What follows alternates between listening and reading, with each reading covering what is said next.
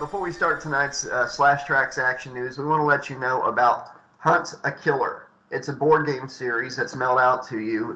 It's a murder mystery company that creates immersive mystery games, puzzles to solve, books, and a monthly subscription membership. It's just like real detective work when you play. Establish means, motives, and opportunity, figure out who the killer is, and solve the case. We got ours. Hold that up a little higher. About this. Hold that up a little higher. Let me see that. Death at the Dive Bar. Death at the Dive Bar. Sounds like some of the nights I had in my early 20s, man. Like, that's how that could have ended for me, just from drinking my dumb ass off. Well, they got so much to offer, Alex. The experiences feel authentic. It's more than just a murder mystery. It's like a whole story that plays out. Everyone has a secret to uncover. So you got various game styles, the prices, different difficulty levels. Like this is an easy game. They have like medium and hard different storylines. You can customize your game to your interest and your level, and it's perfect for crime, mystery, thriller, or horror fans. Like all of the above. And through us, you can actually get some discount codes. So head on over to huntakiller.com. And you can use Hunt GA1010 to get $10 off of any item, Hunt GA10 to get 10% off your order, or Hunt GA20, and that gets you 20% off a 6-month or 12-month monthly subscription. So yeah, thank you, Hunt a Killer, for sponsoring this episode. Everybody check it out. I think you're going to enjoy it. Yeah, thank you so much. It's kind of like your own. It's kind of like having your own episode of CSI combined with an escape room. That's a good way to put it. Check it out. It checks all my boxes: murder mysteries, true crime, horror, board games.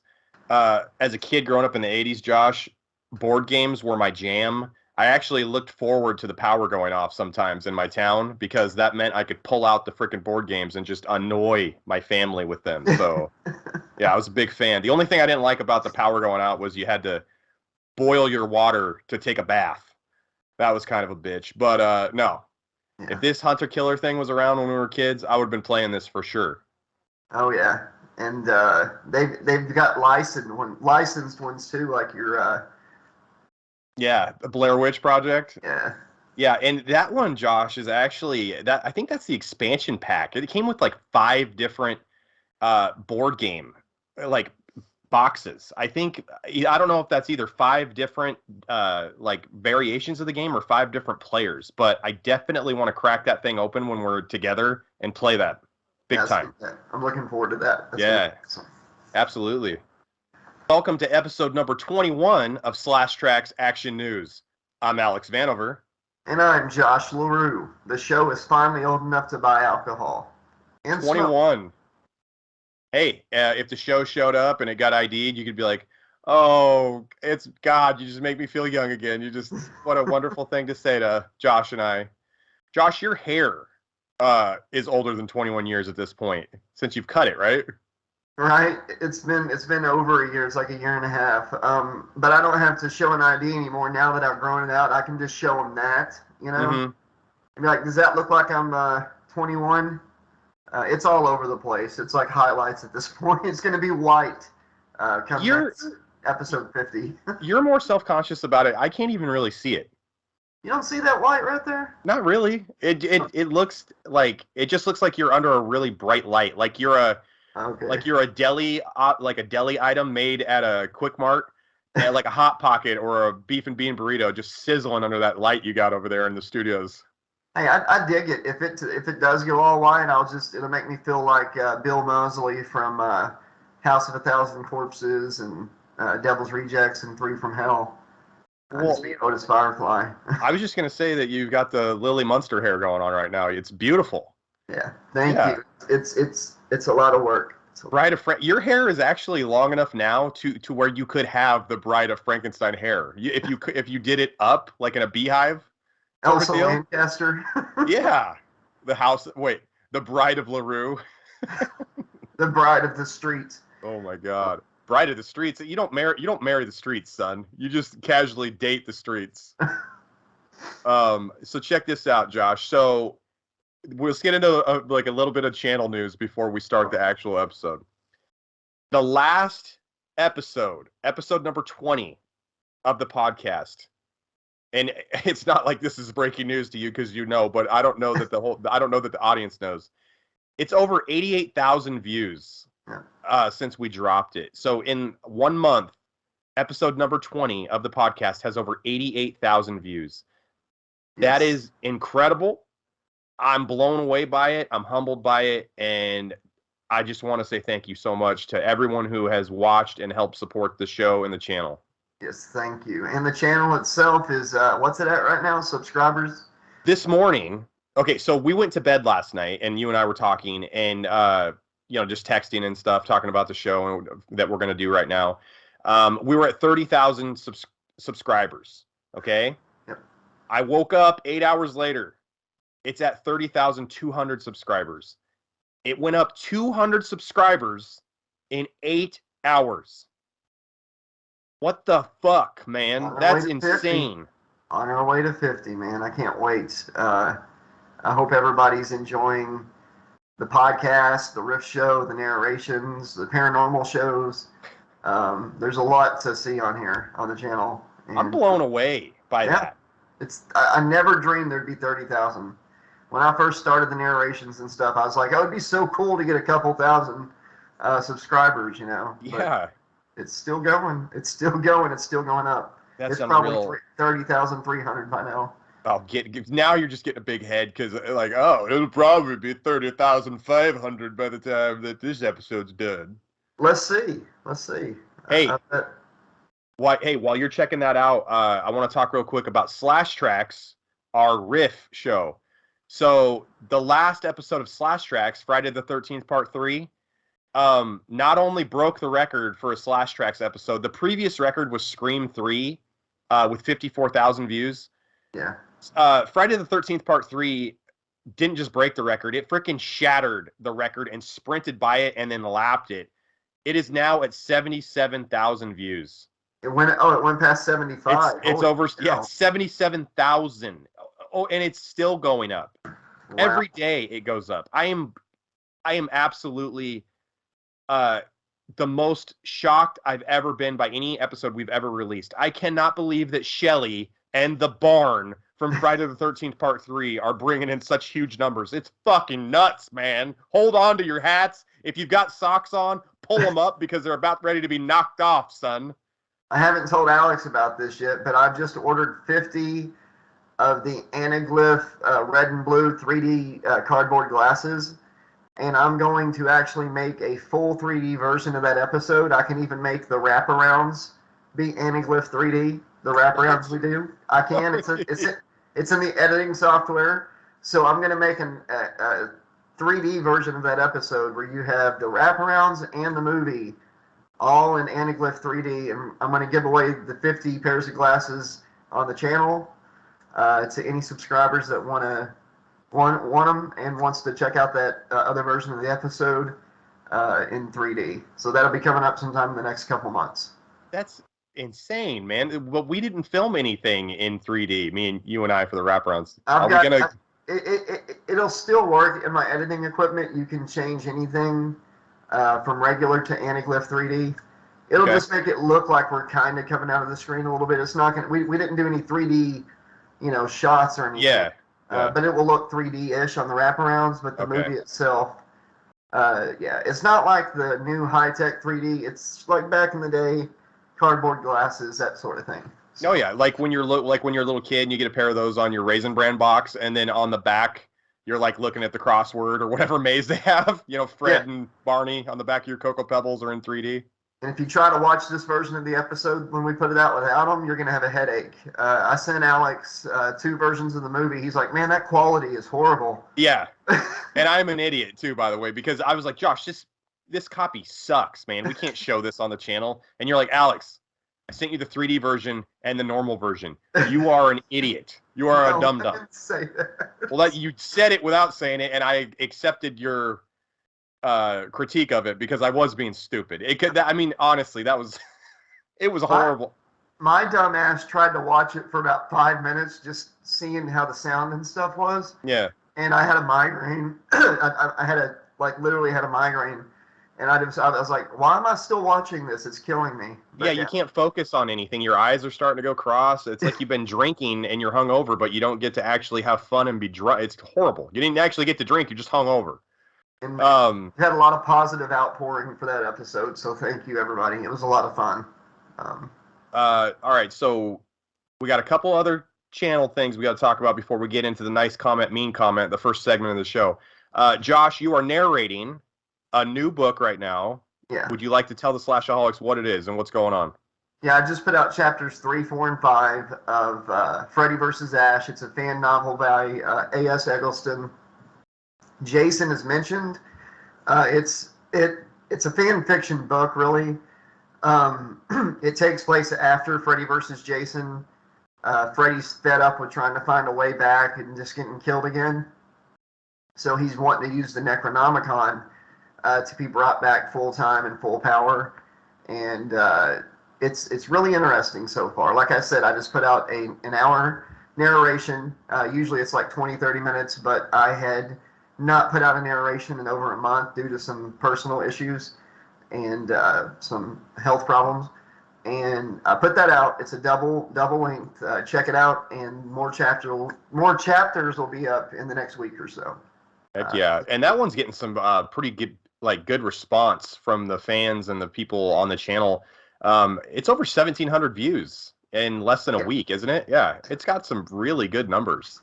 Yeah, and for it just being the chapters, they don't usually get a whole lot. A lot of people wait till I get all the chapters out and put out the version. The main book. I remember when you were doing Dream Warriors and you were doing chapter by chapter like you always do, and I just remember there was a couple times like where your power had went out and I was like anxiously waiting for the next few chapters, and I was ready because what I would do is I would listen to your narrations and play video games. So I'm all set up. I've got my Mountain Dew. I've got my video game ready.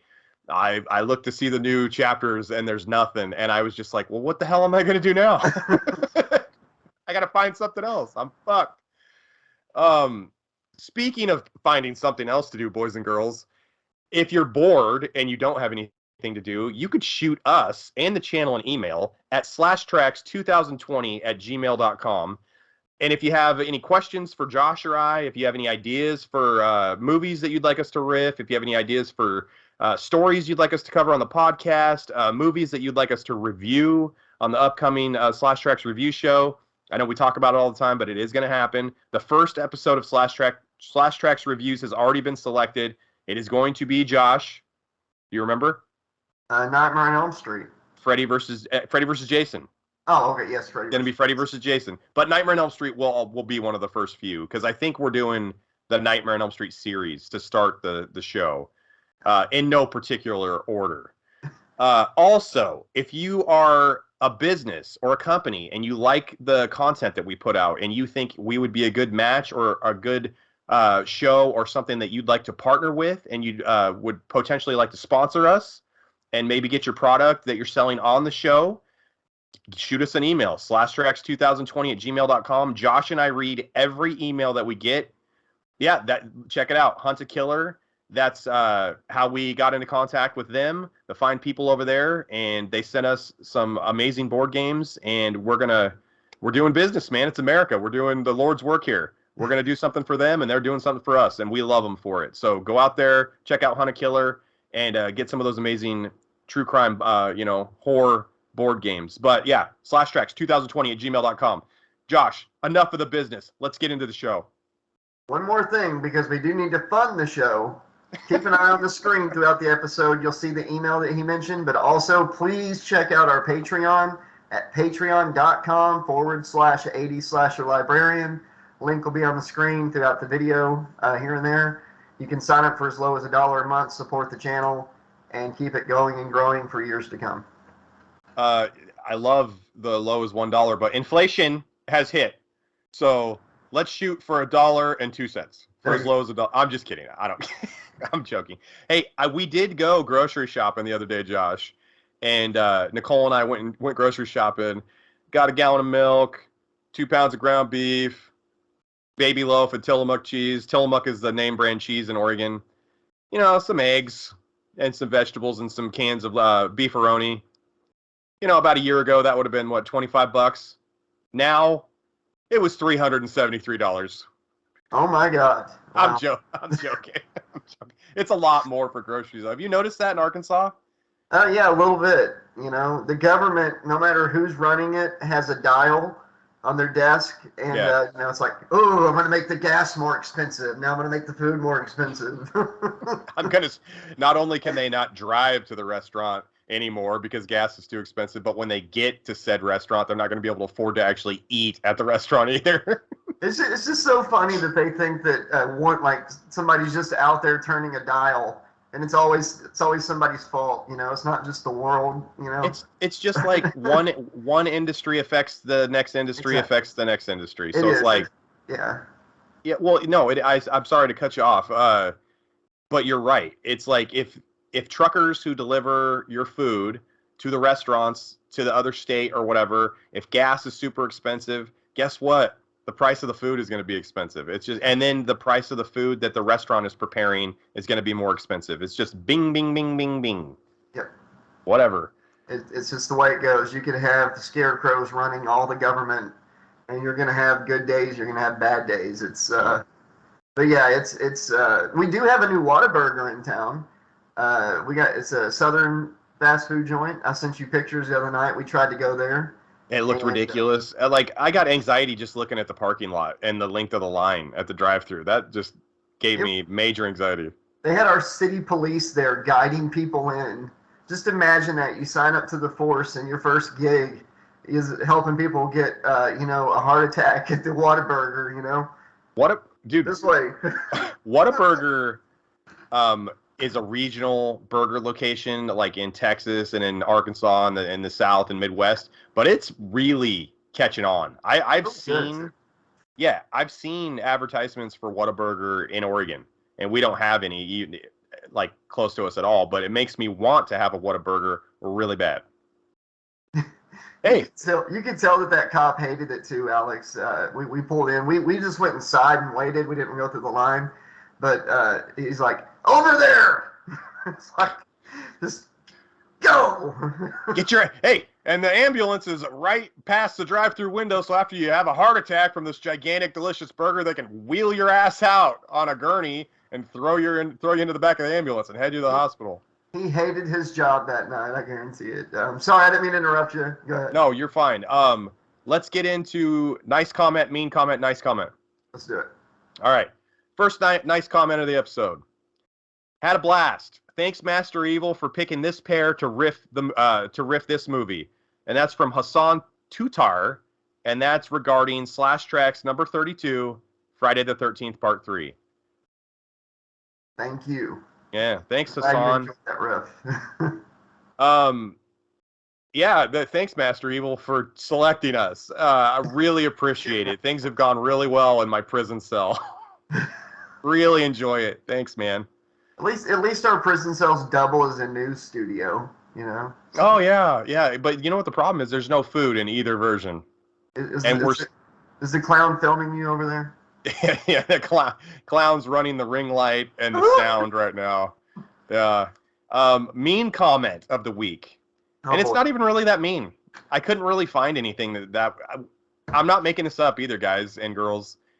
We're getting mostly positive comments now on the channel. When we first started kind of catching on, we got a lot of mean stuff sent our way. The way we looked, the way we sounded, the way we acted. Why didn't we have a cough button? Just whatever, dude. Let's show people real quick the difference between a mean comment and a not so mean comment, Alex, because I actually had somebody attempt to leave a comment on a video. It's not there because I thought it was very hateful and pointless. It was on Dream Warriors, the audiobook for Dream Warriors, the unabridged version. Somebody actually said their comment, and I disapproved it. They were like, why does Nancy not sound like everybody else in the book?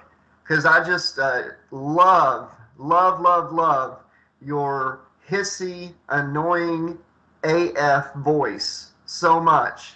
please talk more. I can't get enough. So yeah, that was a mean comment. That's a horribly mean comment. Fuck that guy, or whoever said it. Like it. Sugar Hieroglyph. That was their screen name. Sugar Hieroglyph. Made fun of my hissy, annoying as fuck voice. So. Hey, yeah. Sugar Hieroglyph. Thank you so much for the view. Thanks for the comment. Thanks for helping the algorithm for the channel. We appreciate it. That being said, you know what I'm going to say, Josh? He can fuck right off. Yep. All right. Mean comment. Decent riff, I guess. And that's from Camille Abba who gives a fuck. And that's regarding Slash Trax number 32, Friday the 13th, part 3. So he hated the riff. Decent, kind of, almost a comment. He didn't fully commit to being a dick. He just stuck his toe in the water a little bit and decided he wasn't going to go all the way in. It's like Mystery Science Theater. I'll check it out. Yeah, whatever. See you later, Camille. Nice comment to end the segment. I listen to a lot of podcasts, and I have to admit, this is a very original and fresh format. I'm very impressed. And that's from Ghost Player, and that's regarding Slash Trax Action News number 20. Oh, wow. Thank you. And it wasn't really a short and sweet one either. It was like a full... Thank you. No, that was a good one. Those kind of comments when they say that we have a fresh and original anything, I really like that, because so often on YouTube or on TikTok or on Reels or whatever, there's so many things where people just take a trend and copy it and put their own like kind of generic spin on it, and I don't want to do that sort of content. I want to have our own thing. So that's a big deal to me. That's a really good comment. Thank you so much, Josh. That was fun, having people rip on us, give us compliments. But you know what's even more fun than that, Josh? Starting the show after a 30-minute intro? No. Fun facts, bud. Fun facts. Let's do it. All right. King Tut was mummified with an erect penis. All right. That's I'll put that on my list of things I didn't need to know. So okay, I got a question. How? Because when you die, blood pools, right? Blood pools in your back, and in the gravity takes effect.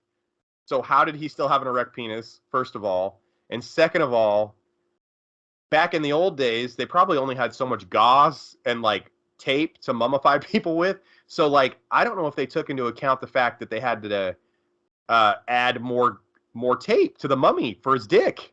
You know what I'm saying? Like, because they had to like wrap. That's just more math, I think. So his dick was circumcised. Circumcised. There you go. I wonder if his dick, since it was also mummified, had a little like gold pharaoh's like head on top of the penis. See, that sounds like the plot for the porn version of The Mummy. The Universal Monster porn edition. Well, hey man, when Brendan Fraser, before he made his comeback recently, he was almost ready to sign on with Vivid to reprise his role in the porn version of The Mummy. Oh, okay. Yeah, but he's in The Whale now, which is getting Oscar buzz for his performance. So he's making a comeback. He didn't have to star in a porno, so he dodged a bullet. I was looking forward to the porn version of Blast from the Past or Encino Man. Blast from the ass and inside a man? Blast in the ass. Blast in the ass and... Inside a man. Inside a man. Well, both gay versions, apparently. Cool. It pays more, though. I have seen the numbers on that. Being gay for pay pays more in those fields. Yeah. Hey, you'll like this one.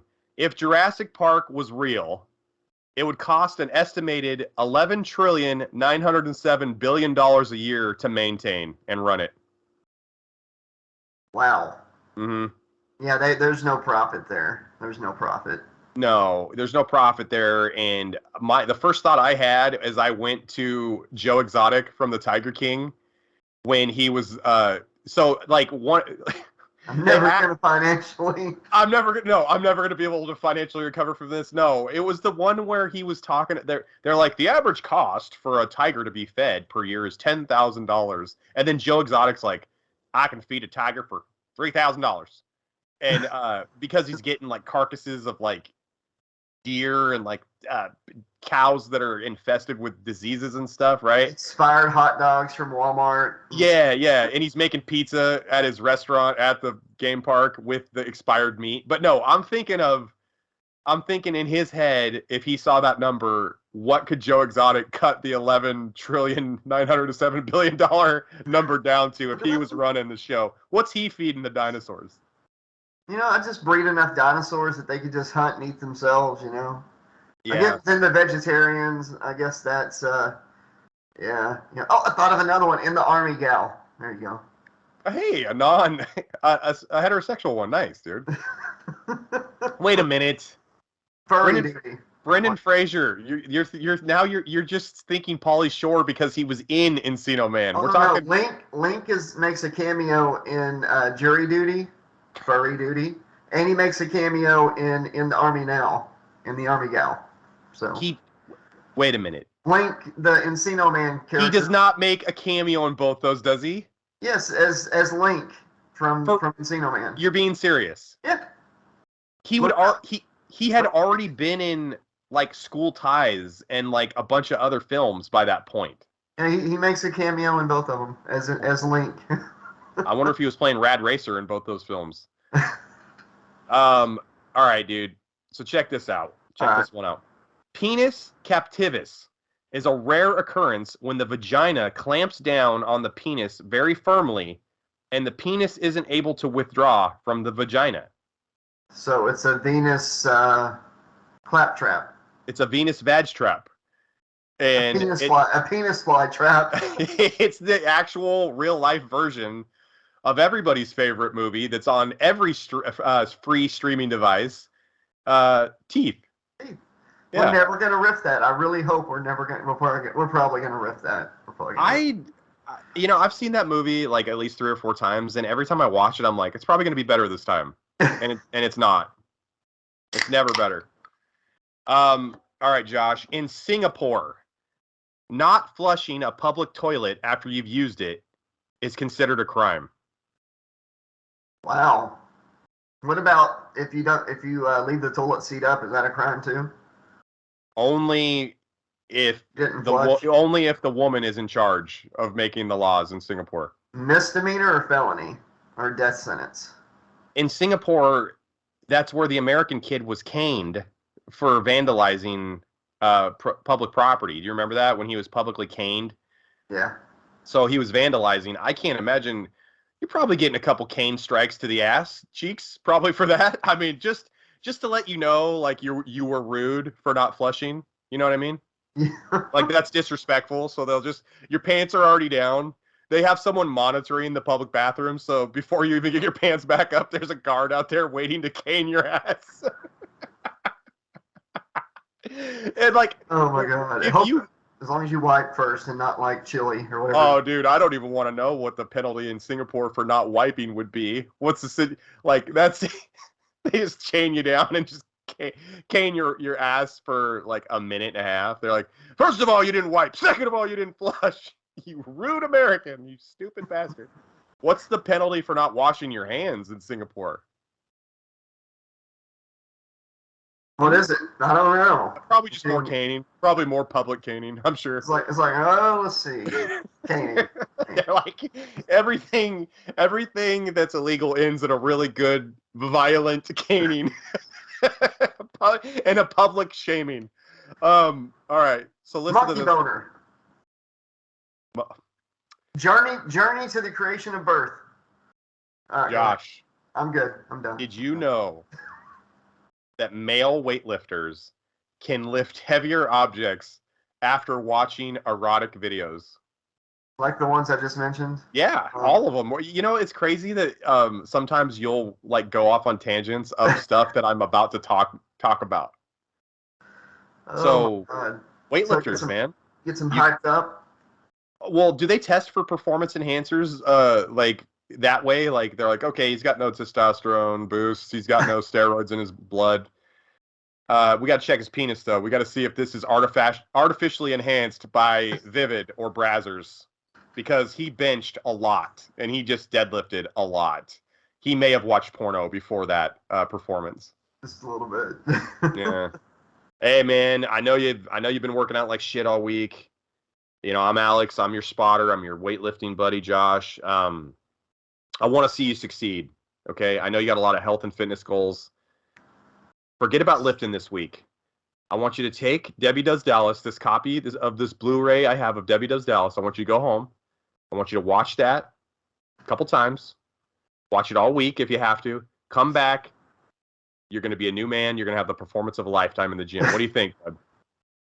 I got it.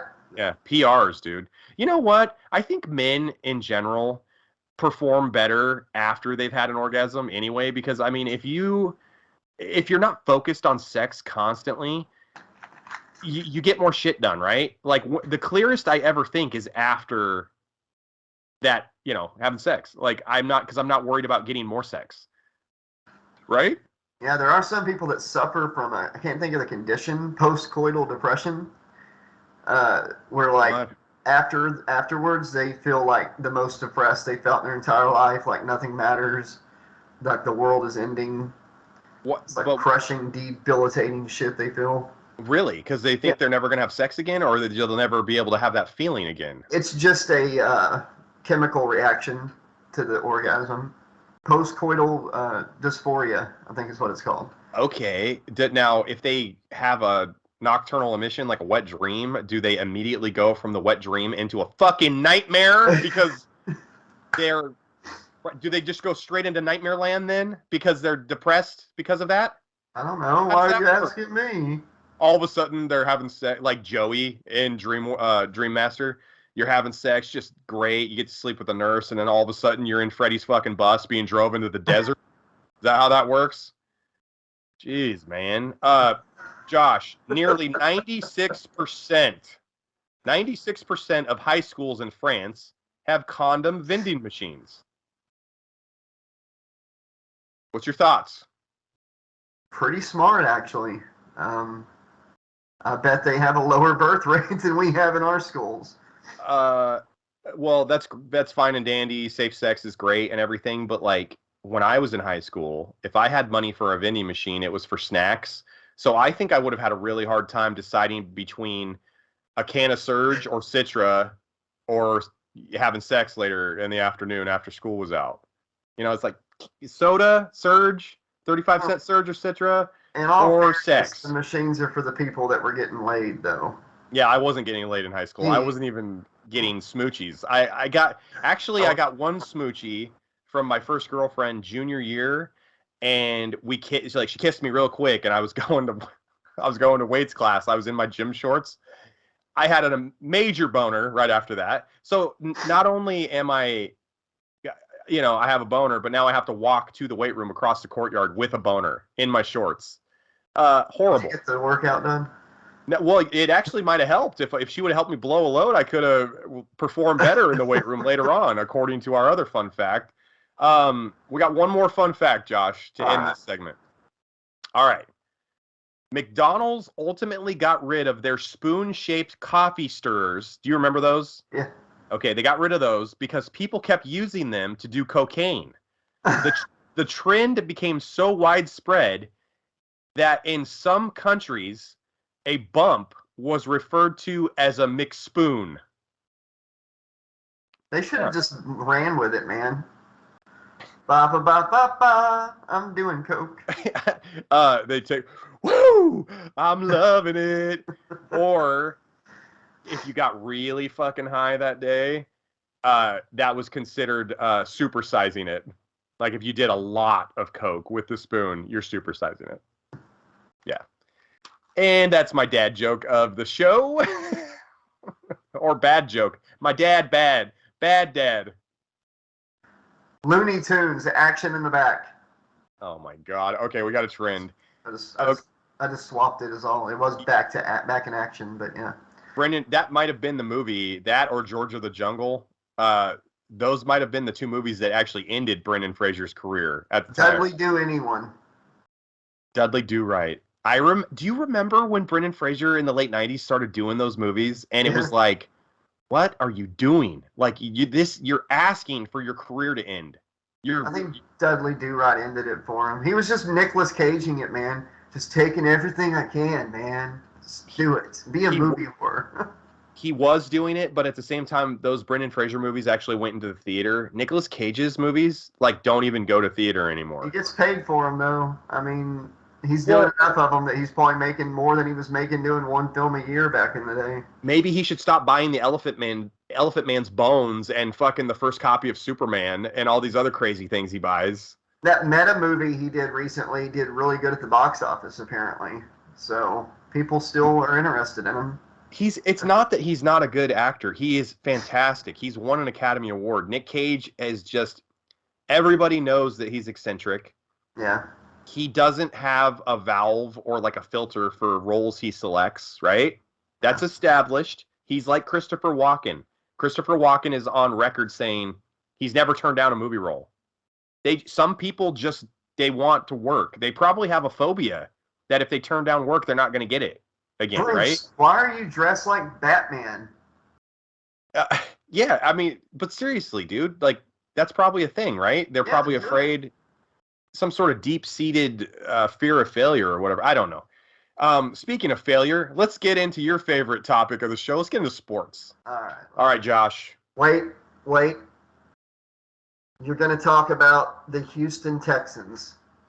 I am going to talk about the Houston Texans because you correlated failure with that beautiful franchise down there in Texas, huh? Yeah, unbelievable. Josh, hold on to your hat, buddy. The Houston Texans have done it. They have done it, friend. Back to back. They've repeated, my friend. Not a championship, not anything good. They are the first team eliminated from playoff contention mathematically for 2 straight years in a row. Yeah, that's right. The Houston Texans are the first team eliminated from playoff contention this season and last season. They need to take a bow. What happened? They suck. They suck that bad? They suck. They make weird decisions. They make weird trades. They do weird stuff. They make weird signings. They're just a really poorly ran franchise. I don't even know what to say about it. But yeah, congratulations to the Houston Texans. Not 1, but 2 straight years of ineptitude and failure. Let's go for the hat trick next season, guys. Jesus Christ. Yeah. Hey, Josh, San Francisco defensive player Dre Greenlaw picked off Tom Brady on Sunday. Now, the 49ers defeated Tom Brady's Buccaneers 35-7. After the game, the 49ers player who intercepted Tom Brady asked Tom Brady to sign the football that he intercepted. So he picked off one of his passes. They destroy Tom Brady's team. And then after the game, he has the balls to ask Tom Brady, who, by the way, has 7 Super Bowl championships to his name. He's the GOAT. He's the greatest quarterback in the NFL history. To sign the ball. And Tom signed the ball. I'm about to ask if he actually did it. He did. He signed the ball. And I thought you said fucking ears at first. I was like, what? No. They hurt their fucking ears? Yeah, it's the new name. They're having a hard time selling merchandise, though. They can't really put that logo on shit, you know? I want people to know that I do not know the layout for the show. He had mentioned off camera about the one specific story. So, like, I really don't know. This is all first reaction for me, too, usually. That's the only reason I knew about the Texans thing. So, just want to make that clear. You sounded like Michael Jackson saying I watched a YouTube video where they're asking him about plastic surgery. And they're like, have you had any plastic surgery, Michael? And he's like, no, except for on my nose. And I also had one on my nasal passageway. And I also had one on my chin. But only those 3. But no, I haven't had any. Sometimes I really predict what he's about to say. You know, I'll get it right. But earlier, that was an instance where we had to stop filming for a second for editing reasons.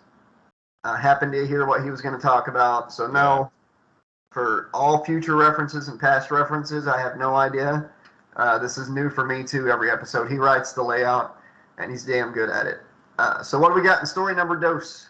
This is story number 3, dude, because we already did the San Francisco Tom Brady, we did the Houston Texans. Now we're jumping into sports story number 3. Here we go. Okay. Last week, Minnesota Vikings running back Alexander Mattison twerked after scoring a touchdown. So he did the Miley Cyrus. Huh? Did he do 3 pumps like on Key and Peele? He did 3 twerks. He did do 3 twerks. That's 5 yards, man. Well, you know what? That's 4 yards. Do you know what happened, dude?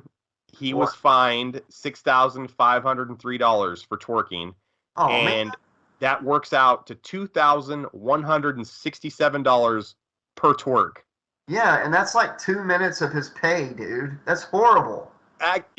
Actually, Alexander Madison's not a starter. He's a backup, so I don't know that he's making that much money. So my bad. 10 minutes of his of his pay. Yeah. My bad. Alexander Madison, if you're watching Slash Trax Action News right now, Josh issues a public apology. And if you want to actually get in touch with Josh and speak to him personally, email us at slashtrax2020@gmail.com.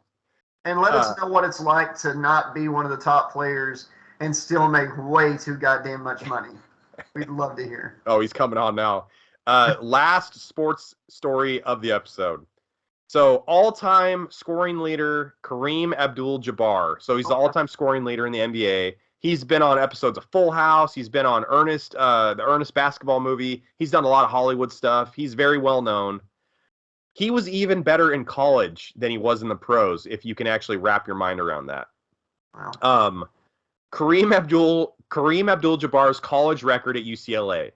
He won 3 national championships. So he won the biggest prize you can win as a team 3 times. He only lost 2 games during his entire time at UCLA. So he won more national championships than he had losses in college. 3-2. Losses, Josh. He lost twice. Wow. Not even the championship game. He never lost that. Those are just losses, like where you randomly lost to somebody in the regular season. He doesn't even have to slam dunk. He just walks up to the basket and just... Kareem Abdul-Jabbar was known for the sky hook. He was like over 7 feet tall, and he would come around and hook. Like he'd get distance with his body and hook shot it, right? So he developed the sky hook. He did that because he was so dominant that the NBA outlawed the slam dunk for a while. Wow. They changed the rules for him. He was so dominant. So he developed the skyhook and then became even more dominant. So they're like, this guy's too good. We got to take away the slam dunk. So he's that's so dumb. Yeah, well, because before they outlawed the slam dunk for a little bit, it was ridiculous. Well, dude, it's just as dumb as like when they outlawed throwing people over the top rope in WCW. You know, it was like a DQ. That was a Watts thing. He was like, he wanted to keep the action in the ring or whatever. And it also, Watts, when he was in WCW, didn't he remove the mats from the outside of the ring too? Yeah. And somebody got hurt real bad. Well, no shit, man. Like, I understand that, like, you're trying to set this, like, we're really tough, motif.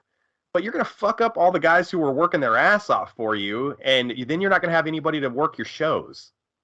That's stupid. That's so dumb. So is the slam dunk thing, because that's basketball. That's what you go to see. Well, especially slam dunk in the 60s and 70s probably just blew people's minds because they didn't even have like the 3-point shot until like the mid 70s or the early 80s. Like, there's a lot of innovation that's happened in the last like 30 or 40 years in basketball. If you hit the baseball into the out of the all the way over the field into the audience or out of a home run, you get a foul ball. It's got to stay in. It's got to stay on the grass. If it goes into the crowd, it's a foul. That's how stupid no slam dunks are. If you hit a home run, you're out, and you get kicked in the balls and a fine. Josh, let's get into Slash Trax Wrestling. Let's do it. All right, man. 31 years ago, on December 3rd, Shawn Michaels and Marty Jannetty appeared on The Barbershop, where Shawn Michaels turned on Marty Jannetty and went heel. And he actually kicked Marty Jannetty, super kicked his ass through the glass of the barbershop stage, And Bobby the Brain Heenan had the greatest line in wrestling history when he said, Jannetty was such a coward that he was trying to escape from Shawn Michaels by jumping through the glass window. Wow, that is his best line. His second best line, as we all know, is, "But whose side is he on?"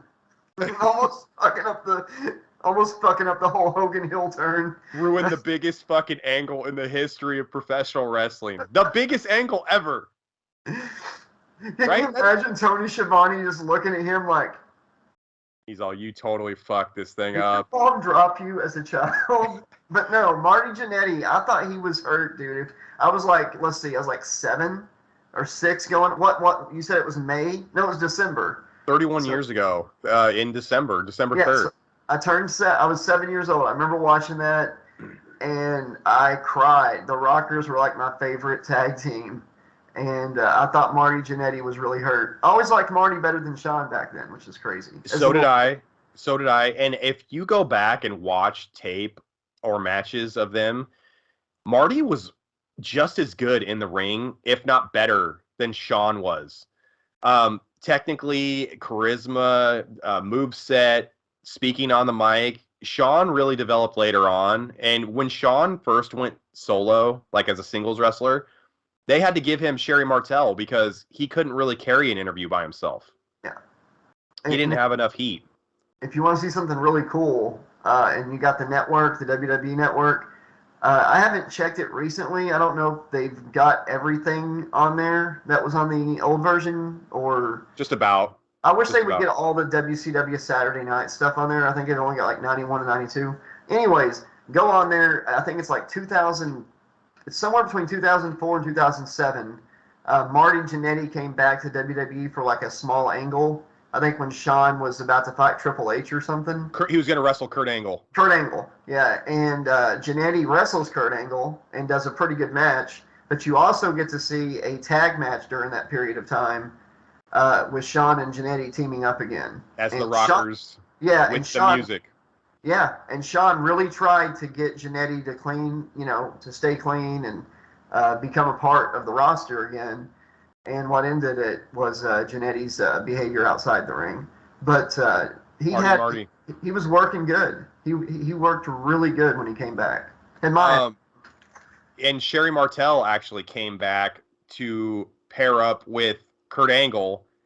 And Kurt sang the Sexy Boy version where he says, "I'll make your ankle hurt." Yeah. It's that whole thing with Kurt and Shawn was really well done. Oh, their match was... They wrestled each other at WrestleMania that year. Yeah, it was like watching Bret Hart wrestle Mr. Perfect. It was just amazing wrestling. Poetry in motion. Speaking of Bret Hart, Macho and the Dragon. Go ahead. Sorry. Bret versus Kurt Angle is the biggest missed opportunity we ever had because Goldberg is a fuck. Second missed opportunity. The biggest missed one, in my opinion. I'm not saying because maybe it ties because I would love to see that Bret and Kurt. Nails versus Skinner. Is that where you're going with this? How'd you know? No, Sting versus Taker.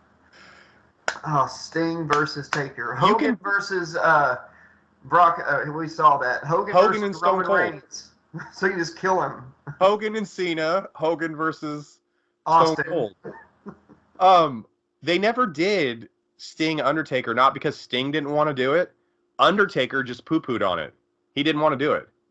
They could have done a cinematic match. They could do a cinematic match this coming WrestleMania. Sting is still tearing the house down in AEW, doing freaking dives from the balcony now. Yeah, his retirement match is going to be like when he's like 83 or something, Sting has found the fountain of youth, man. As long as he stays out of the ring with Seth Rollins, he's immortal. Seth Rollins has hurt numerous people. I've got no respect for Seth or Roman Reigns. That's why when I tell my joke about the ice cream bars coming back, yeah, I tell people, the ice cream bars, WWF ice cream bars are coming back, but they're only going to have 2 characters, Roman Reigns and Seth Rollins. It won't cost you a dime. They're actually free. WWE shows up at your house twice a week and once a month and just shoves them down your throat. Yeah. Roman and Seth, man. I'm tired of Roman Reigns having both belts, and I'm tired of him never losing. It's gotten like Triple H level. Remember when Triple H just never lost the belt for like almost 2 straight years? I'm sick of this. Like, take the fucking belts off him. I'm done. At least one of the belts off of him. I feel like The Rock is like threatening Triple H, you know. You better treat my nephew good or, you know, whatever. Hey, next story. You are a mind reader. WWE has discussed, so they've had open discussions of The Rock winning the Royal Rumble this year and then facing Roman Reigns for the championship. And also, you know, they can decide who the head of the table is, head of the family, head of the, you know, whatever. What do you think about that? Do you think, okay, first of all, do you think they need to wrestle for the belt, or could they just wrestle for the tribal chief? Or do you think it's even realistic that The Rock should show up and win the Royal Rumble after not competing for like 3 years? He should not win the Rumble. Roman Reigns should drop the belts before then, and they should just have like a match somewhere, like third or second to last. You know, they don't need to be the main event, in my opinion. You think The Rock is going to show up at WrestleMania and not be in the main event? I'm telling you what I would. The way I see it. The Okay. Rock has not earned the main event at WrestleMania. The Rock has not earned to win the Royal Rumble, but I would like to see. I get why it would be cool for him to wrestle Roman, you know, like a family thing. Yeah. But it shouldn't be the main event. It's going to be, I'm sure. But they need to get one of the belts off of Roman. They need to go back to where each show had a championship. You know, like I see on this show, U.S. title over there. Heavyweight here, WWE belt over there. And two tag teams, female tag teams. Yeah. Yeah. Or dude, they could just go old school. I know this is going to blow your mind, and have just one championship belt and make it really matter. Like, this 2-title thing is stupid. Yeah, because they never keep the shows separate. They always find some way to mash them together. The only way it works is if it's like 2 different companies. Like SmackDown becomes WCW or ECW or something, you know. But yeah, one belt.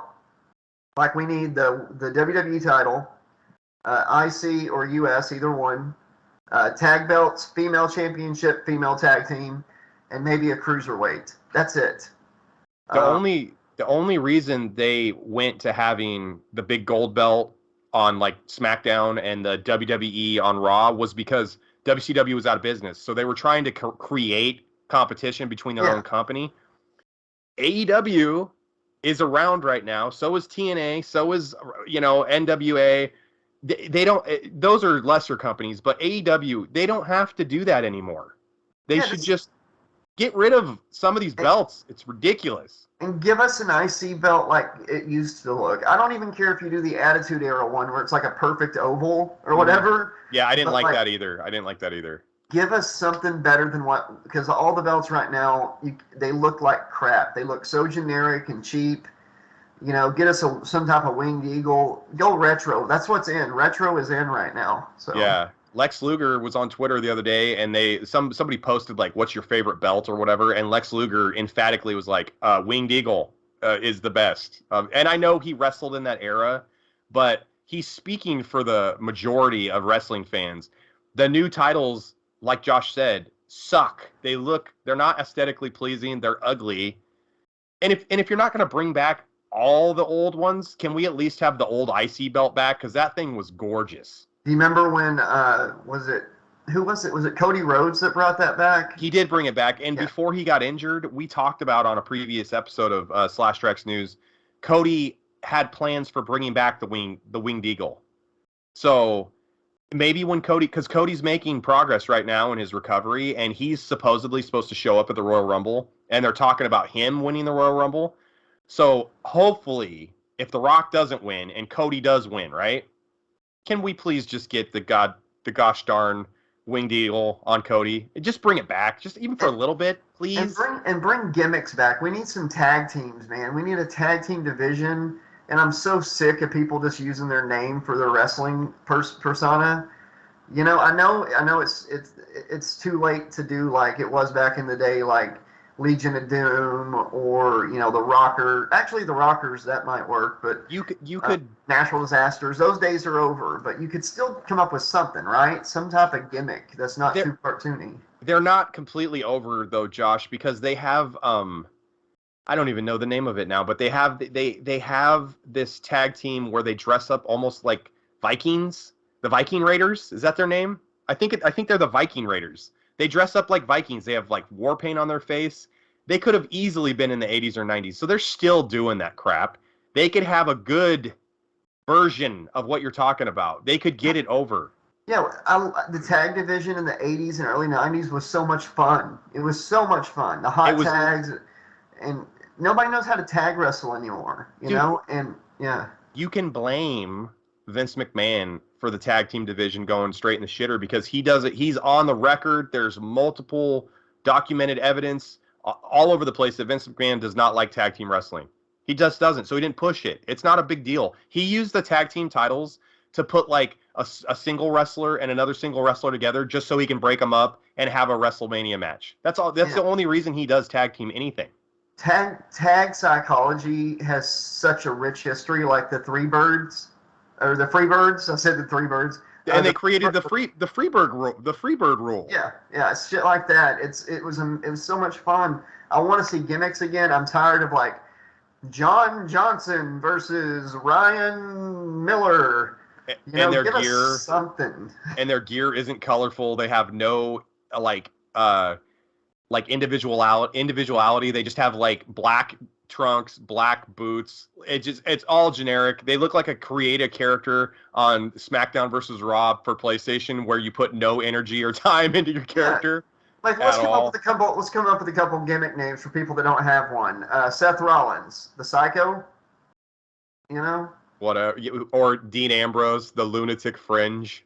There you go. I mean, there's names you could come up with right there just off the top of your head. I mean, they're not going to be great, but they don't have to come out as just The Fiend was great.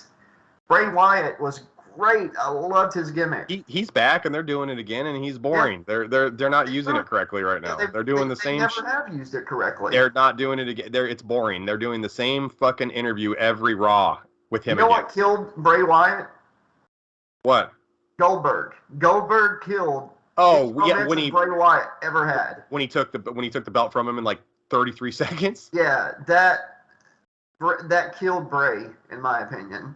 I never understood why Vince, towards the end of his run there, he would take legends who were part-timers at best, and then he would have them defeat Kevin Owens or Bray Wyatt or whoever had the belt and who was working every night for his company, and he would just squash them. Like what he did with Kofi Kingston and Brock Lesnar. Oh, God, that pissed me off, man. It's like, why didn't he instead use the legends who were part-timers to put over the new talent, and then you created a whole new legend? Mr. Perfect literally did that before he died. He was in WWE, and he was wrestling. He had a return in like 2003. Yeah, when he came to the Royal Rumble and dominated. Yeah. But after that, he wrestled and he put the younger talent over. Mm-hmm. He built them up. That's the kind of person Kurt Hennig was. He's a great man. And shit, Brock should have never beat The Undertaker, for one. I'm going to go there. Goldberg should have never beat Bray Wyatt the way he did. I agree with you 100% on that. And also, the streak didn't have to end, so I agree with you on both. Yeah, and Roman Reigns shouldn't have... actually, you know what? If Roman Reigns had ended the streak, it would have made a hell of a lot more sense than fucking Brock Lesnar. Because Brock Lesnar was already over. He didn't have to end the streak. If they had Roman in the streak, it would have propelled him to star status, because at the time, Roman Reigns was being booed out of the building because people were sick of him. If I could have booked the end of The Undertaker's winning streak, it would have been against Bray Wyatt. And it's kind of like a passing the torch on that type of gimmick, because Bray took what The Undertaker did with his gimmick and made it even better, in my opinion. And I don't agree with you on that, but he definitely made it his own. If somebody was going to beat The Undertaker, I think it should have been Bray Wyatt in the end, not Roman Reigns, not Brock Lesnar. Because Roman, he's just being shoved down people's throat, and people keep throwing it back at him, you know? So Let's get into another wrestling story. 32 years ago, on November 22nd, The Undertaker made his WWF debut at the Survivor Series. What are your thoughts of that night? he cracked out of that egg like a champ, man. He was afraid that he was actually going to be the Eggman. The Eggman. Yeah. Man, it was awesome. He scared me whenever he beat Hogan, I couldn't believe it. I mean, the Undertaker beating Hogan blew my mind, but the Undertaker, I really thought Hogan was going to be the guy to put the Undertaker down. Hey, Hogan should have taken the Undertaker's winning streak, like 2 years ago, brother. No. Hulk Hogan actually pitched that idea. This is the way I see it, dude. All right. Hulkamania is still bubbling, dude. No, so I remember that Survivor Series, and I also was scared of this guy. I remember he no-sold everything. He would just, he would rise up, his eyes would roll in the back of his head. He was unstoppable. They booked him as absolutely unstoppable, and it worked. He's a zombie. Yeah, not the ECW zombie, guys. If you've never seen the ECW zombie, go to YouTube. You're already here. Search ECW zombie on I think it was like the first airing of WWE's new ECW. Yeah. A guy came out called the Zombie. He literally came out like brains roar. Did the ECW zombie wrestle the Yeti? No. Or the Ding Dongs? Yeah. No, he was a zombie. They actually Sci-Fi had a rule. They had to mix sci-fi into the show somehow, and that was like Pat Patterson's idea or something. Just throw a zombie out there. CM Punk versus Sharknado. But yeah, the Undertaker. The Undertaker in the beginning was scary, and when he turned face, I loved him. I was scared of him before, then I loved him. I remember me and my friends playing on the playground about how the Undertaker was on the Snake Pit with Jake the Snake Roberts, and I think the Ultimate Warrior was there. And Warrior was in the casket. Well, somebody was there, and Jake asked, "Are you on the dark side or the light side?" And Undertaker said, "My side." Okay.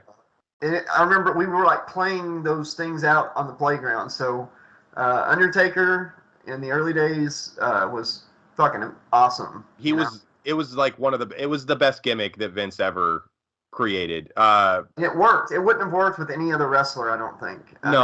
Mark Calloway completely bought into the gimmick and lived it. He wouldn't even give interviews out of character for decades. If you interviewed him, he was going to be the Undertaker. He totally lived the gimmick. He breathed the gimmick. And locker room general, everybody says it. Locker room enforcer. He was behind the scenes at WrestleMania 14 when Shawn Michaels was saying he didn't want to do the job for Stone Cold. Yeah. Undertaker was back there taping his fists just in case he had to physically actually thrash Shawn Michaels. Undertaker at that first Survivor Series, before we move on to the last wrestling story, I remember Bret Hart was the last one to be eliminated by him, if my memory serves me correctly. But Dusty Rhodes was in that. Ted DiBiase was in that. Greg the Hammer Valentine was in that. And I remember the first few eliminations, Undertaker was just destroying these guys. And being a child watching this, it scared me, kind of excited me a little bit. And I was worried, even though Hulk Hogan wasn't even around in the storyline yet, I kind of could see that Hulkamania was going to have a problem down the road. He was, and even when he got eliminated and stuff, he landed on his feet. He never laid, and the people getting taken away into body bags was scary. Mm-hmm. It's I was scared they were going to suffocate in real life. Because even as a kid, I knew it wasn't all real, but I thought it was kind of real. I don't know how to explain it. You're like, all that other stuff is bullshit, but this guy is the real deal. This is real. For sure. And Hogan was real to me. When I watched the Hulkamania, I would rent the Hulkamania videotapes constantly. I thought Hulk Hogan was Hulk Hogan. I thought that's how he actually was in real life.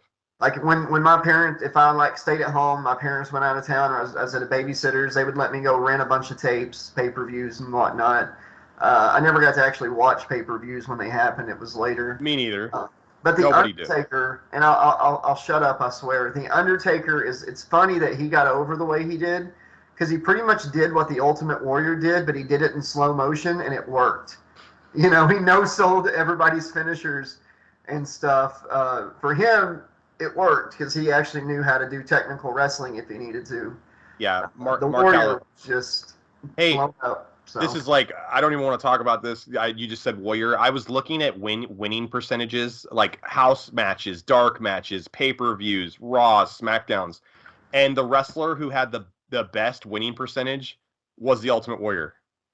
Like, he always went over. Like, he never lost. Like, he had a run house shows with the Undertaker, like body bag matches. You can find them on YouTube if you look hard enough. He's beating the Undertaker in body bag matches, and it's the Undertaker in his prime when he first is introduced, and it's the Undertaker's gimmick match, and the Warrior's just fucking burying him in these matches. Did you check out those websites I sent you with all the records and stuff? Yeah, oh yeah, absolutely. Dude, thank you for showing me that. I love all that kind of stuff. Last wrestling story of the show. So WWE, Triple H, Shawn Michaels, all the guys behind the scene, Bruce Pritchard, whatever, the guys who are running the show now, Stephanie, Stone Cold has officially been offered another match since Vince retired, and this is per Fightful.com, so this is real. Fightful's a big wrestling website, and, you know, MMA and stuff, about a possible WrestleMania 39 return match. So you could potentially have The Rock on the first night or the second night, main eventing, and you could have Stone Cold on the first night or the second night, main eventing. Ooh, that would be cool to see them like have a return match, Rock versus Stone Cold #3. But they're both. I'd rather them wrestle with younger guys, because look what happened when Undertaker wrestled Goldberg. I'd like to have Shawn Michaels back for another match or two. I know that he got paid a shit ton of money to come out of retirement in Saudi Arabia. Oh my! And that abortion of a match, where they all got injured in that match: Kane, Undertaker, Triple H, Shawn Michaels.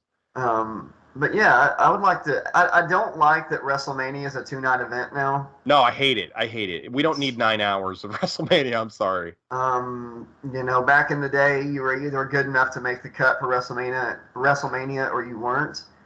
And now it's like you got to give people participation trophies. You know, it's like if you didn't put butts in the seat this year, you're not wrestling WrestleMania. That's the way it was. You would have to draw. You would have to draw and perform. The last thought I have of the wrestling on that topic, it scares me, Josh, because Roman Reigns has both belts. Are they going to have Roman Reigns wrestle The Rock and go over The Rock and then go over Stone Cold to like cement him on both nights as the ultimate tribal chief champion? Please don't do that. And Bruce Pritchard, Stephanie, Triple H, if you're watching this show right now, don't take that idea from me and use that. I don't want that to happen. I don't want to be responsible for that. People don't like Roman, okay? They're not booing him because they love it. They love to hate him, okay? They're booing him because they don't want him in the ring. They want to watch other people, okay? Like he doesn't have, like you're saying, he doesn't have real heat. He has go away heat. Yeah, he has go away heat. Yeah, he's got die Rocky die heat. I'm just hey, if you're gonna bring back both of those legends, I'll tell you one thing. Fans don't like to see legends come back and lose, first of all. They don't like that. And if they are going to come back and lose at WrestleMania, can they lose in a great match and putting over a future star? That's the only way it's acceptable. I don't need more people fed to Roman Reigns. Please don't do that.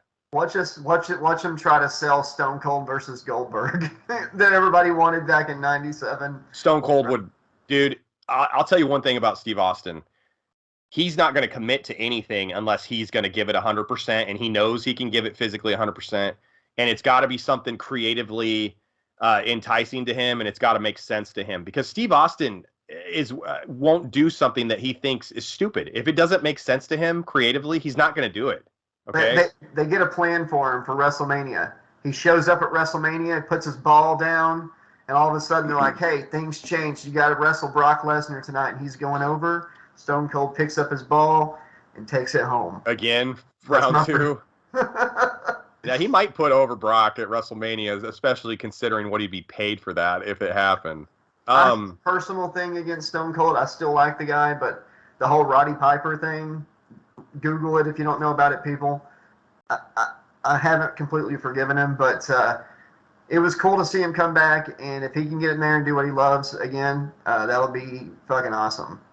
And that's the bottom line, because Alex said so. Because LaRue says, because VIP says so. All right, hey, Josh, let's get into horror and spooky news.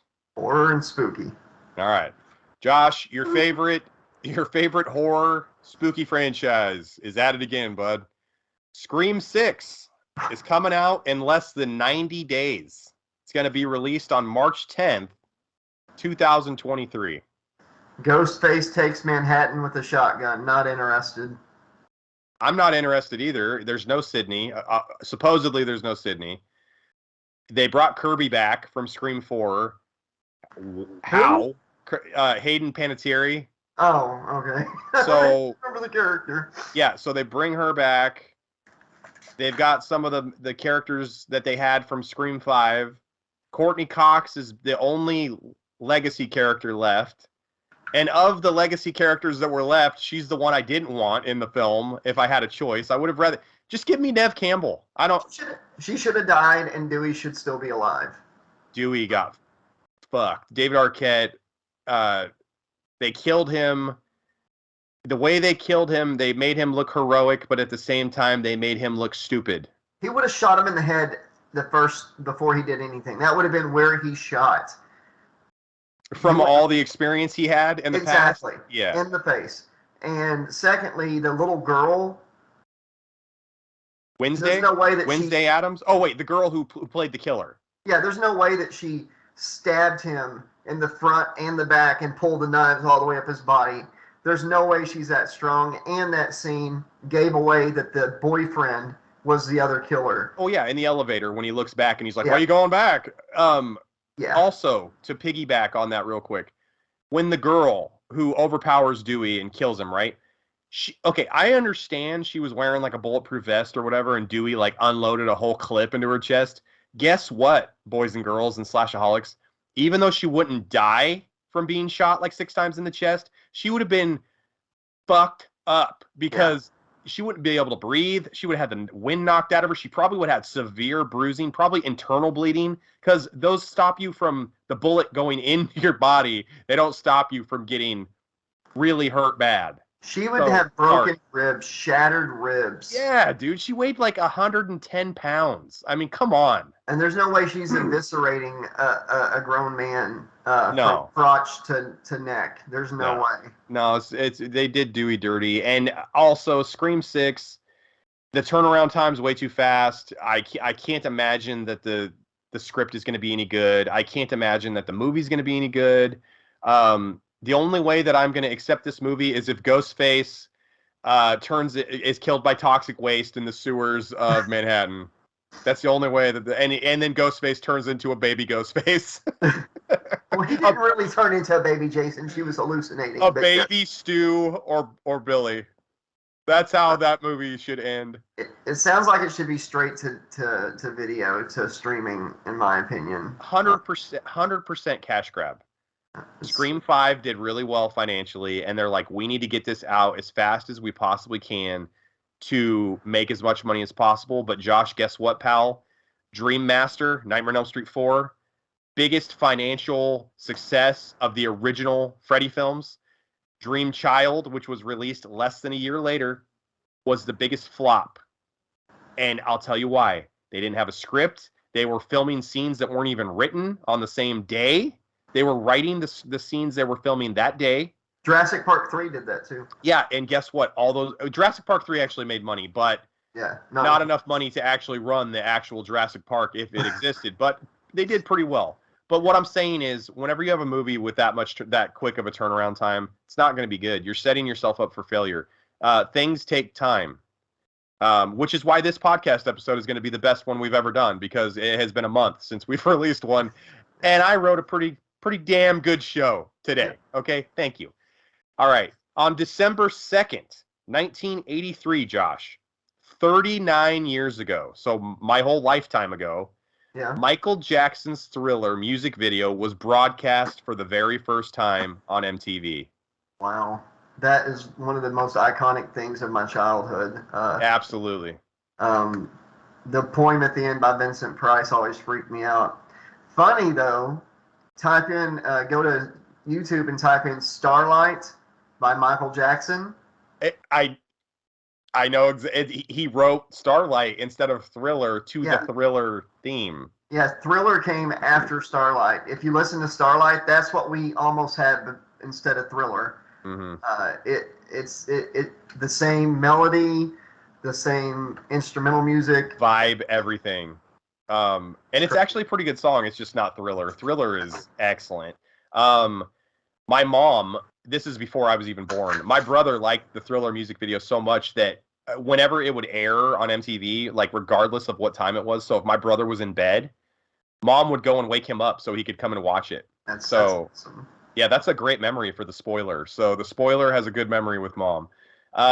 One other thing about Thriller, Michael Jackson had so much pull back in the old days that he actually got John Landis, who was the director for American Werewolf in London, to do the makeup and the directing.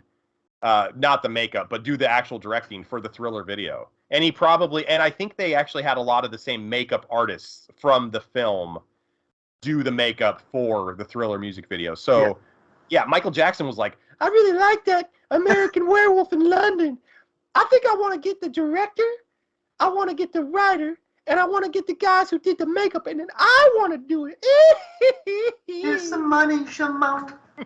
Shimon in the starlight. Starlight. Next story. By the way, Thriller, probably the greatest music video of all time. I don't give a shit if you guys think it's Beastie Boys Sabotage. That's great, but it's not number one. Nirvana, Smells Like Teen Spirit, also a great music video, not number one. Thriller is number one, and I'll go to the grave and turn into a fucking zombie and start dancing on this one. It's so good that Weird Al didn't want to touch it. It's a perfect music video. It's like a movie. It is a small movie. Yeah. It is perfect. Ghost is good too. If you ever watched that one about Michael Jackson. Hey. He's the mayor, by the way, the big, heavy-set white mayor. Yeah. Michael. Smooth Criminal, great music video. Ooh, yeah. Bad, Beat It. Yeah, Michael Jackson in the 80s was untouchable. He was probably the biggest star in the world. Regardless of what you think of him, personally, you can't debate that he was probably the greatest performer in the world for a 10-year period. Definitely. Next story. An unofficial Grinch horror movie, The Mean One, is coming to theaters. So it's kind of like the Winnie the Pooh, Blood and Honey. So it's obviously public domain now, the Grinch is. So someone's making a horror movie with the Grinch. I saw the poster, the teaser, and it looks like the Grinch just murdering a Who. What are your thoughts? I'll watch it. I'll check it out. I want to see the new Christmas movie. It's got Hopper from Stranger Things in it. Yeah. I want to see that. I just haven't had a chance yet. That movie's got good reviews, and I think it's in the theaters right now. It is. There's a line in that trailer that I really like. He's like, the bad guy's talking to him, and he's like, we sent our best guys to get you. And then he's like, sounds exactly like Hopper when he says it too. He's like, well, I already killed like 4 of your guys, so if these are your best guys, I can't wait to see the next ones. If these are your best guys, I've already killed 4 of them, so I'm good. I'll be fine. I will watch the Grinch one. I've seen people take the Jim Carrey trailer and turn it into a horror movie trailer. Oh yeah. So I'll check it out. I'll probably check out Winnie the fucking Pooh. Honey or Blood whatever. and Honey. I'll check it out too, but Winnie the Pooh is treading on territory they shouldn't be messing with Alex with, because I love Winnie the Pooh. I love Welcome to Pooh Corner, the live action TV show back in the day. Yes, and Disney Plus had that. You can get the videotapes on Amazon, but they're like $800. Yeah, because there wasn't. It just wasn't released on media back then. And also, I loved The Winnie the Pooh cartoon on Saturday mornings was great. My favorite Winnie the Pooh thing ever was the one that was released in like 1977. The Blustery Day. The one where they're playing Pooh sticks. They're dropping sticks under the bridge. They're racing them. Pooh gets stuck in Rabbit's hole and eats him out of house and home. That is a masterpiece. So don't fuck with Winnie the Pooh. I'm tired of it. Josh, last horror story of the show, and this is actually a big one for you, and it's a pretty big one for me too, because you and I love anything that has to do with this company for the most part. Pitch Black Mountain Dew is coming back, Josh. Cool. It'll be available in January of 2023. It's a twist of citrus and dark fruit. It was originally released during Halloween 2004. So Pitch Black, it's going to come in 3 different varieties: zero sugar, regular, and energy. And Pitch Black, it's kind of weird, Josh, that it's coming back because it never should have left. Mountain Dew had a contest in 2019 where they asked their fans and their customers, they gave them like 3 options. Which one should be available 100% of the time? And Pitch Black won in a landslide. And then it just disappeared. So they bring it back, right? And then it just like disappeared again. It never should have went away. Oh, so, yeah, I've got a history of wishing certain drinks that went away would come back. It's just... Oh, yeah, Crystal Clear Pepsi. I don't know, man. Pepsi and Pitch Black Mountain Dew. Pitch Black Mountain Dew. I think that's going to be a good one. I'm glad it's back. And Pitch Black Zero. I am a big zero soda drinker during the week because I don't want to be fat again. So I drink. Supposed to be a Crystal Pepsi Zero when the American dropped, but it never happened. They were going to have a zero Crystal Pepsi, and that would have been perfect. You didn't get the Crystal Clear Pepsi Zero, but we're getting into headlines, and you are getting something that you didn't ask for, Josh. Oh, what's that? Hot Pockets debut cargo shorts with insulated pockets created to keep your Hot Pockets and other food items warm. So Hot Pockets is in the clothing industry now, and they have designed cargo shorts where you can have not 1, but 2 Hot Pockets, oven temperature warm while you're going about your day, doing your slasher librarian duties. You can keep your Hot Pockets warm. What do you think, Josh? All right, I'm gonna transport me and you. We're 2 executives at Hot Pocket, okay? Okay.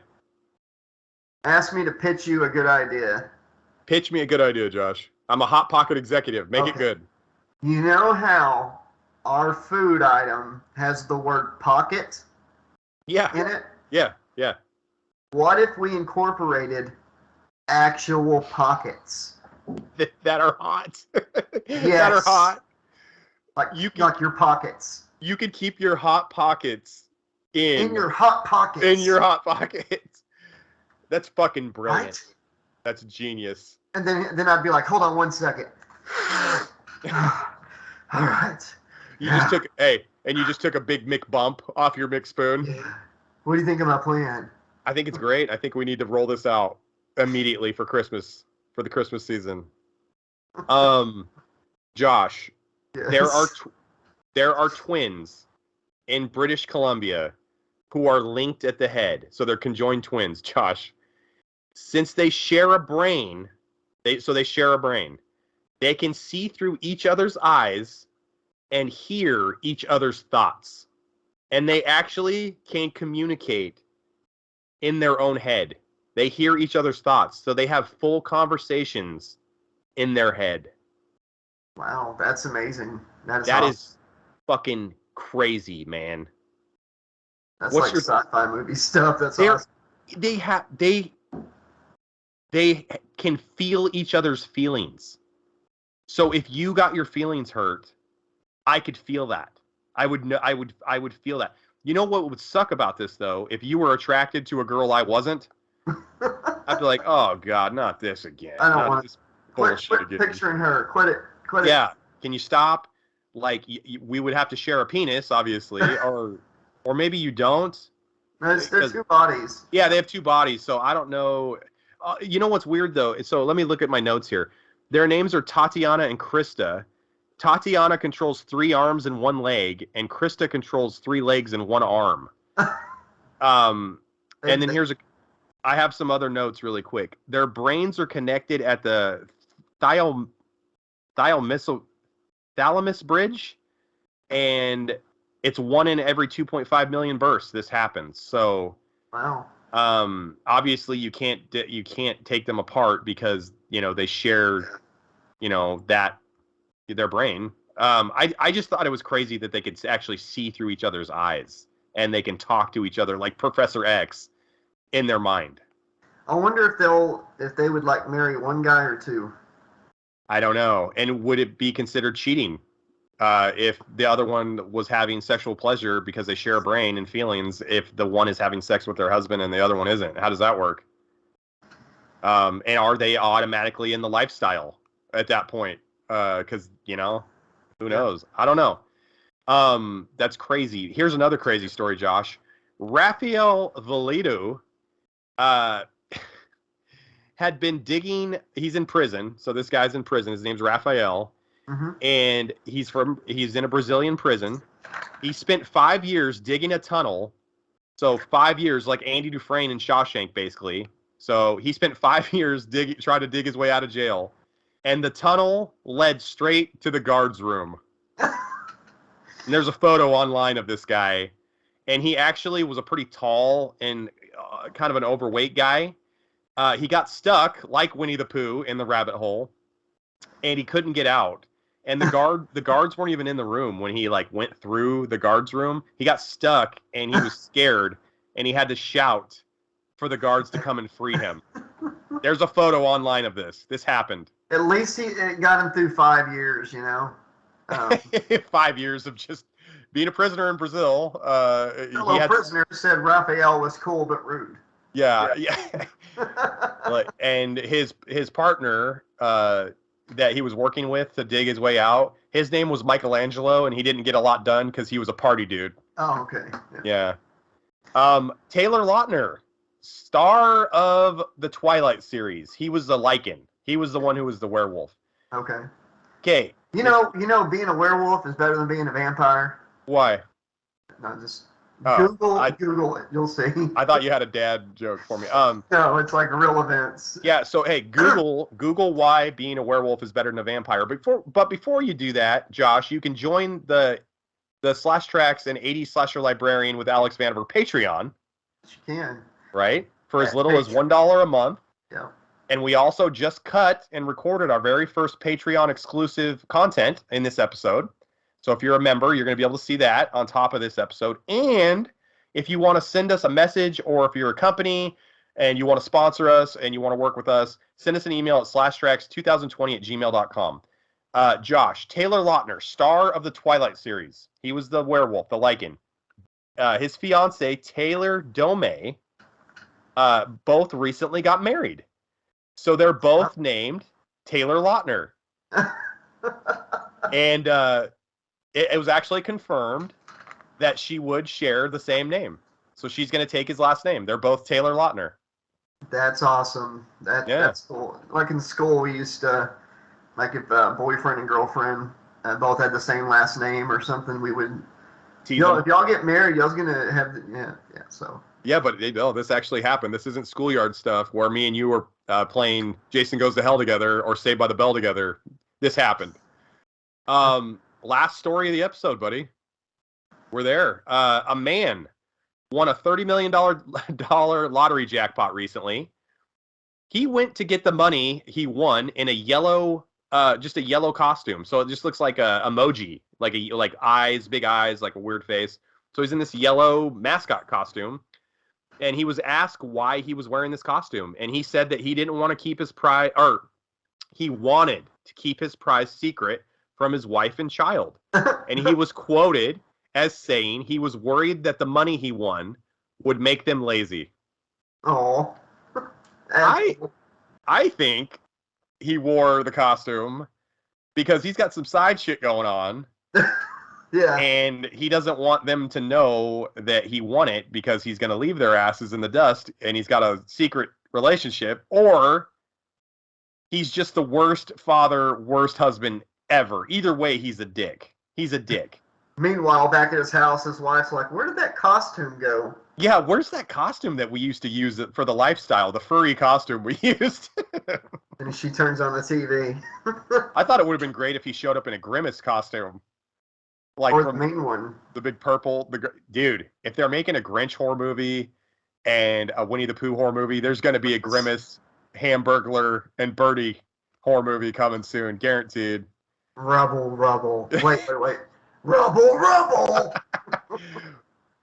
Birdie, you fucking killed that guy. That's what I do. Anyway, Josh, that's the end of the show, buddy. Well, before we go, we got to talk about a somber thing. And, Okay. And I really, I'm still haven't come to terms with this. One of the reasons I've always wanted to grow my hair out, actually, is because of my childhood hero, Jason David Frank, who was the Green Power Ranger, White Power Ranger, Red Zeo and Turbo Ranger, Black Ranger, Black Dino Thunder Ranger. He's got the Master Morpher.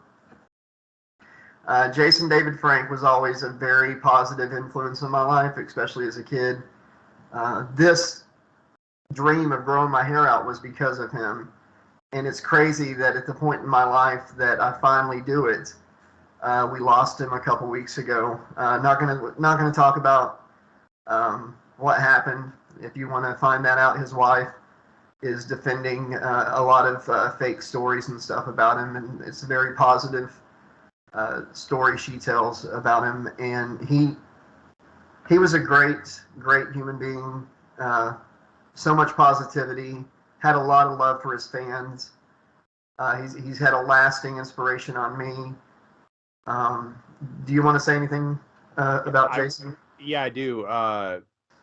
When I was a kid, I grew up in a lot of turmoil and we had a lot of issues. There were times where we didn't have food or electricity, whatever. I've talked about it before, but one of the things we always had was the Power Rangers. I was always able to watch it, whether it be renting the tapes, bringing them home when we had extra money, or when we had cable for spurts where I could watch the Power Rangers and we'd tape them.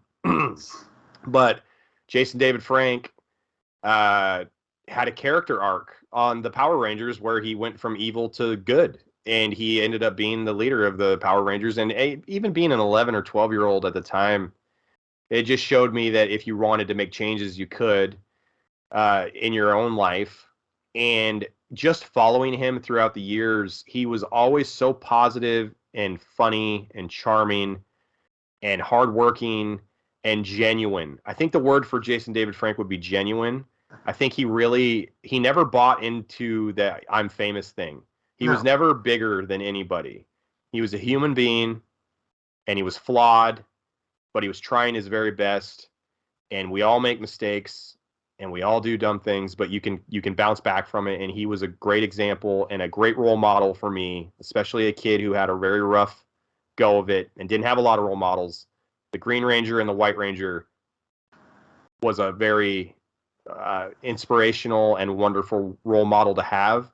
And when I got news that he had passed away, Josh, I had never cried over a celebrity's death, and I cried for Jason. I did too. Because I never met him, and I hoped you know what, I always kind of envisioned when maybe if Slash Trax really took off, because we'll have people ask us in the comments, they'll say, you guys ever going to go to a Comic-Con, or you guys ever going to go to a horror convention? We'd like to meet you guys.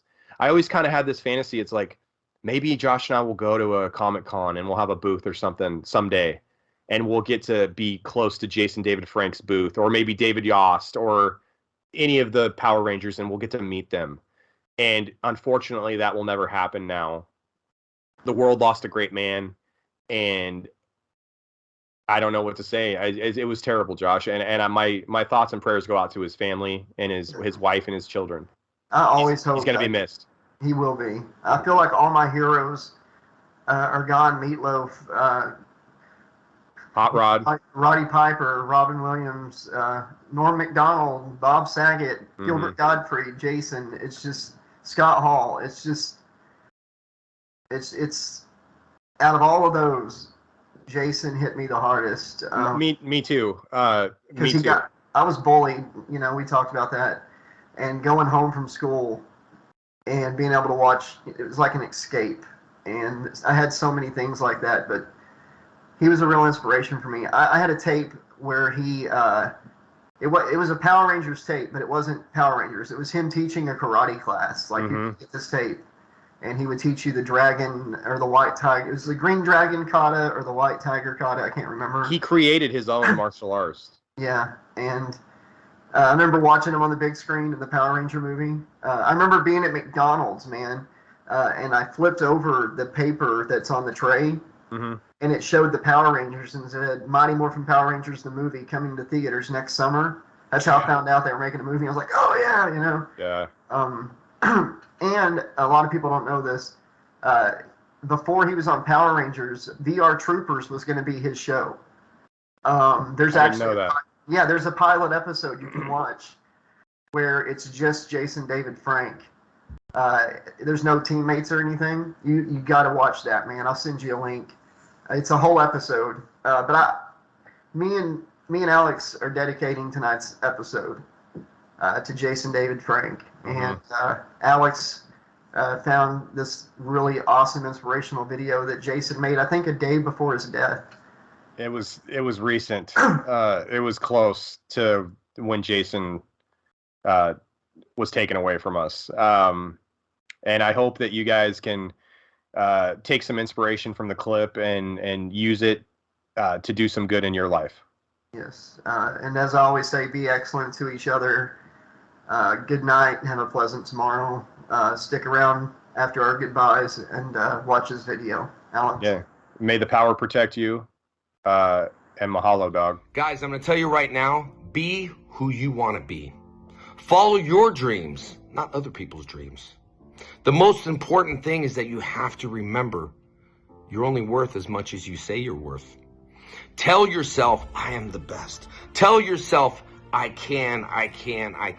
And never use these words, I can't. Because if you use the words, I can't, you will never succeed. People have the wrong impression about success. Success is not measured on the amount of money you have. Success is not measured on how much money you have in their pocket. Success is measured on, are you happy in life? Are you happy at your job? Are you happy in your relationship? Are you happy with who you are? Because if you're not, you need to change it. No one else. Remember, the words you speak control your thoughts. Your thoughts control your body controls your actions, and your actions become your characteristics. It's very important to believe in who you are and follow your dreams. Who cares what anyone else says? Everyone says, I couldn't do it. I couldn't be a ranger. I couldn't film a movie. I couldn't succeed. I was voted #1 in high school to fail. And guess what? I didn't listen to those people. And you shouldn't either. Right now, it's so important during this period of your life to reach and grab that opportunity. You got to remember, opportunities don't come to you. You have to get the opportunity. The opportunity is there. You just have to reach and grab it. And it's so important to follow these rules if you want to become anything you want to become. #1, we all have a purpose in life. We all have a purpose in life. What is your purpose? Do you really know what your purpose is? #2, you got to have passion. Have passion for what you want to become. Become passionate. I'm so passionate on what I want to do. I'm so passionate for the fans. I'm so passionate in my life. I'm so hard to share this message. Then if it works for you and it touches your heart, send it to someone else. This is all about depositing in your emotional bank account. Do something good for someone today. Tell them you are awesome. Tell yourself you are worth everything. Everyone is equal. Doesn't matter who you are. People come up and say, man, you're my first celebrity I ever met. I'm not a celebrity. I'm a person just like you. So the most important thing is follow your dreams, go after it, and follow the 4 P's. You got the purpose, you got the passion, you got to have patience. And next will come profit. But who cares about profit? You can't take it with you when you die. But what you can do is leave a legacy. a legacy behind. When you're gone, people say, hey, I remember this dude, and I remember what he did for me. So, are you gonna leave a legacy behind? If you do, let's do it today. I love you all, man. Thank you for taking this time. 86,400 seconds a day. And people just drain their brain. They don't train their brain. So thank you for spending that time, this precious time in life, to watch this video.